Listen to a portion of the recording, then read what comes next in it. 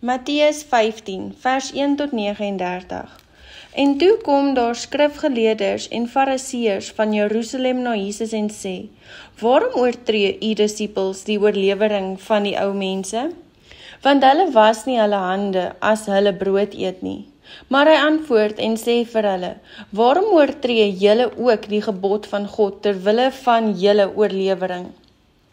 Want God het bevel gegee en gesê, eer jou vader en moeder, en hy wat vader of moeder vloek, moet sekerlik sterwe. Maar julle sê, elkeen wat aan vader of moeder sê, enige voordeel wat u van my sou kan geniet, is 'n offergawe. Die hoef sy vader of sy moeder glad nie te eer nie. So het julle dan die gebod van God kragteloos gemaak ter wille van julle oorlewering. Geveinsdes, tereg het Jesaja oor julle geprofeteer toe hy gesê het, hierdie volk nader my met hulle mond en eer my met die lippe, maar hulle hart is ver van my af. Maar te vergeefs vereer hulle my deur leringe te leer wat gebooie van mense is. En hy het die skare na hom geroep en vir hulle gesê, luister en verstaan. Nie wat in die mond ingaan, maak die mens onrein nie, maar wat uit die mond uitgaan, dit maak die mens onrein. Daarom kom sy disippels nader en sê vir hom, weet u dat die fariseërs, toe hulle die woord hoor, aanstoot geneem het? Maar hy antwoord en sê, elke plant wat my hemelse Vader nie geplant het nie, sal ontwortel word. Laat hulle staan. Hulle is blinde leiers van blindes, en as 'n blinde 'n ander blinde lei, sal albei in die sloot val.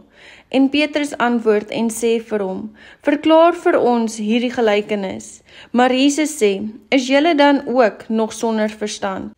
Begryp julle nog nie dat alles wat in die mond ingaan, in die maag kom en in die heimlikheid uitgewerp word nie? Maar die dinge wat uit die mond uitgaan, kom uit die hart, en dit is die wat die mens onrein maak. Want uit die hart kom daar slegte gedagtes, moord, egbreek, hoerery, diewery, valse getuienisse, lastertaal. Dit is hierdie dinge wat die mens onrein maak, maar om met ongewaste hande te eet, maak die mens nie onrein nie. En Jesus het daarvandaan weggegaan en na die streke van Tyrus en Sidon vertrek.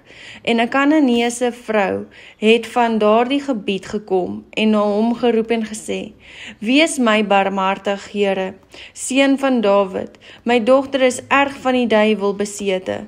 Maar hy het haar nie 'n woord geantwoord nie.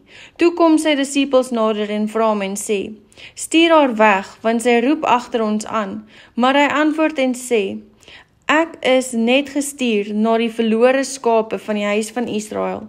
Daarop kom sy en val voor hom neer en sê, Here, help my. Maar hy antwoord en sê, dit is nie mooi om die brood van die kinders te neem en dit vir die hondjies te gooi nie.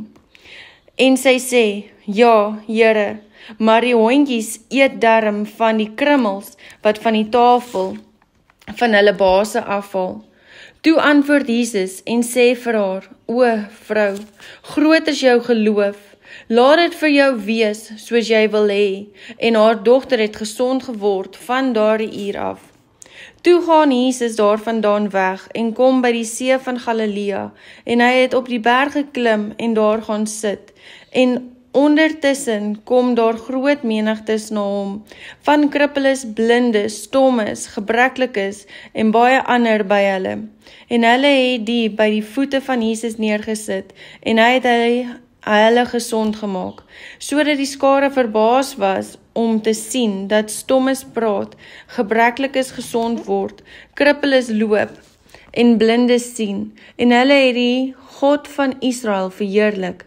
Toe het Jesus sy disippels na hom geroep en gesê, ek voel innige jammer vir die skare, omdat hulle al 3 dae by my bly en niks het om te eet nie, en ek wil hulle nie graag honger wegstuur nie, sodat hulle nie miskien op die pad beswyk nie. En sy disippels sê vir hom, waar sal ons in die woestyn soveel brode vandaan kry, om so groot skare te versadig. Toe sê Jesus vir hulle, hoeveel brode het julle? En hulle antwoord, 7 en 'n paar visies. En hy het bevel gegee aan die skare om op die grond te gaan sit. Toe neem hy die 7 brode en die visse. En nadat hy gedank het, breek hy dit en gee dit aan sy disippels en die disippels aan die skare. En hulle het almal geëet en versadig geword, en hulle het die oorskot van die brokstukke opgetel, 7 mandjies vol. En die wat geëet het, was 4000 manne, buite vroue en kinders. En nadat hy die skare weggestuur het, het hy in die skuit gegaan en in die gebied van Magdala gekom.